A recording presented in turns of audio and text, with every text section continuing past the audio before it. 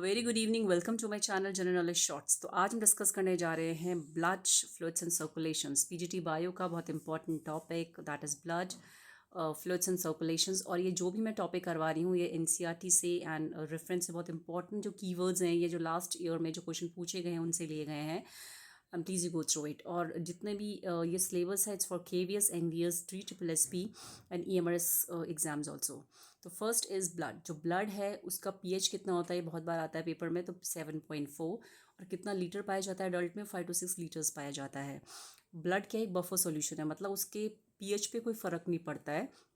हम ज़्यादा खट्टा भी या मीठा जो भी खाते हैं, हम इतना खट्टा खाते हैं लेकिन फिर भी हमारे ब्लड का एसिडिक नेचर का नहीं बनता है। क्यों? Because this reason to maintain the acidic and acidity को मेंटेन करता है वो हमारे। तो बफर सोल्यूशन मतलब उसकी एसिडिटी पे, एसिडिक नेचर पे कोई फ़र्क नहीं पड़ता है।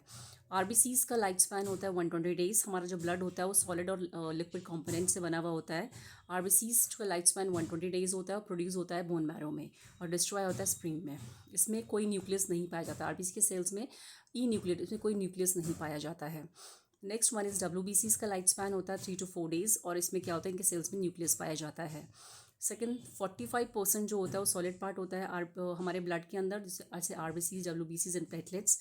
एंड 55% प्लाज्मा होता है। प्लाज्मा के अंदर हमारे जो भी प्रोटीन्स होते हैं, हमारे एल्ब्यूमिन्स है, ग्लोबुलिन्स हैं, विटामिन्स है, हार्मोन्स है, ये सब प्लाज्मा के अंदर पाया जाता है। और प्लाज्मा में 92% वाटर पाया जाता है प्लाज्मा के अंदर। Very very important points. After the WBC से जो इंपॉर्टेंट पॉइंट्स बनते हैं पेपर में वो है कि कितने टाइप के डब्ल्यूबीसीज होते हैं, ग्रेन्युलोसाइड्स एंड ए ग्रेन्युलोसाइड्स। ग्रेन्युलोसाइड मतलब इसमें ग्रेन्स होते हैं, तो वो होते हैं हमारे न्यूट्रोफिल्स, बेसोफिल्स, इजोनोफिल्स। इसमें से कई बार स्टेटमेंट वाइज क्वेश्चन बनते हैं पेपर के अंदर, प्लीज़। तो न्यूट्रोफिल्स क्या फंक्शन होता है, बेसोफिल का क्या फंक्शन होता है, इजोनोफिल्स का क्या फंक्शन होता है। तो न्यूट्रोफिल्स का फंक्शन होता है इम्यूनिटी देना बॉडी को, फर्स्ट रिस्पॉन्ड टू इन्फेक्शन। तो सबसे पहला जो रिस्पॉन्ड इन्फेक्शन के करता है वो है न्यूट्रोफिल्स। ये लार्जेस्ट डब्ल्यूबीसीज है, वेरी वेरी इंपॉर्टेंट। लार्जेस्ट डब्ल्यूबीसीज न्यूट्रोफिल्स, और ये ग्रेन्युलोसाइट्स में आते हैं। इनके सेल्स में ग्रेन्युलर सेल्स होते हैं, ग्रेन्स पाए जाते हैं। बेसोफिल्स क्या करता है, प्रोटेक्ट करता है इन्फ्लेमेशन से एंड पैरासिटिक इन्फेक्शन से। एंड इजोनोफिल्स प्रोटेक्ट करता है एलर्जी से। ये बहुत बार पूछा गया कि कौन सा ऐसा सेल्स है डब्ल्यूबीसीज हैं जो एलर्जी से हमें प्रिवेंट करते हैं, वो है इजोनोफिल्स and parasitic infection. Now A granulocytes में आता है लिम्फोसाइट्स एंड मोनोसाइट्स। लिम्फोसाइट्स क्या करते हैं, protect from the cancer cells, tumour cells and immunity against the infection provide करते हैं लिम्फोसाइट्स। और मोनोसाइट्स क्या करते हैं, फेगोसाइटिक नेचर के होते हैं। जो हमारे वैसे इन्फेक्टेड सेल्स होते हैं, ये जो फॉरेन पार्टिकल्स होते हैं, उनको फेगोसाइटिक इनगल्फ करने का नेचर करता है मोनोसाइट्स। तो these are the important from the डब्ल्यूबीसीज। Now lymph. लिम्फ क्या है, एक टिश्यू फ्लूइड है। इसमें क्या है, सिर्फ डब्ल्यू, बहुत इंपॉर्टेंट कि इसमें सिर्फ कोई आरबीसीज नहीं पाया जाता है। ये वाइटिश कलर का होता है एंड इसमें सिर्फ डब्ल्यूबीसीज पाया जाता है, लिम्फोसाइट्स। और कौन सा डब्ल्यूबीसीज, लिम्फोसाइट्स पाया जाता है। Very very important, helps in fat transport, immunity में प्रोवाइड मदद करता है, ये फैट के ट्रांसपोर्टेशन में मदद करता है।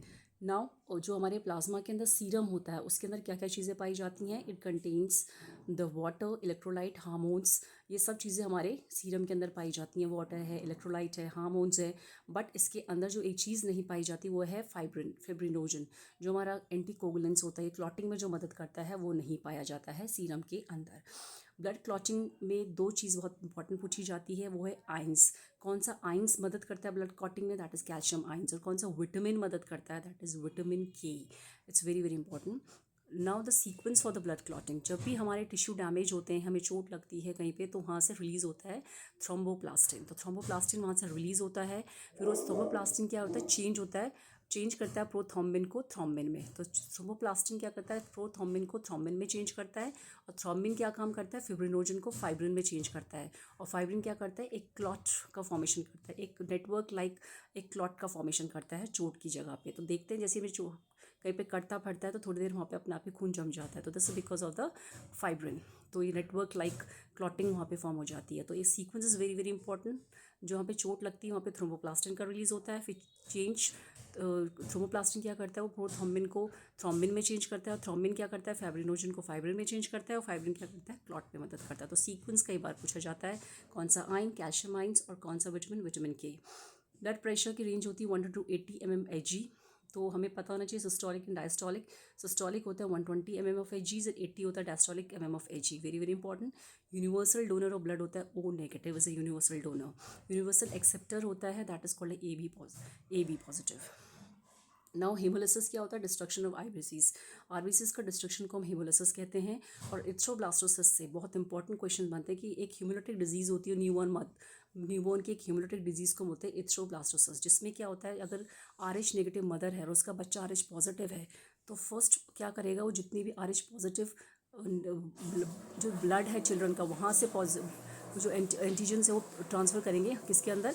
RH मदर के, नेगेटिव मदर के अंदर। तो फर्स्ट प्रेगनेंसी में तो कोई दिक्कत नहीं होगी, लेकिन सेकंड प्रेगनेंसी में जो एंटीबॉडीज़ अगेंस्ट उसके प्रोड्यूस करेगा वो एंटर कर सकती है बच्चे के अंदर और बच्चे को डिस्ट्रॉय कर सकती है। तो इसीलिए ये होता है एरिथ्रोब्लास्टोसिस, वेरी वेरी इंपॉर्टेंट, जिसमें मदर RH नेगेटिव होती है और चिल्ड्रन RH पॉजिटिव होता है। तो वही एंटीबॉडीज़ बनती है अगेंस्ट द पॉजिटिव एंटीजन्स। तो ये सेकंड प्रेगनेंसी में बहुत खतरनाक होता है। तो इसमें RH नेगेटिव मदर होती है और RH पॉजिटिव चिल्ड्रंस होता है। तो these are the very quick important keywords from the blood, fluids and circulation chapter. I hope you are liking my channel. Thank you.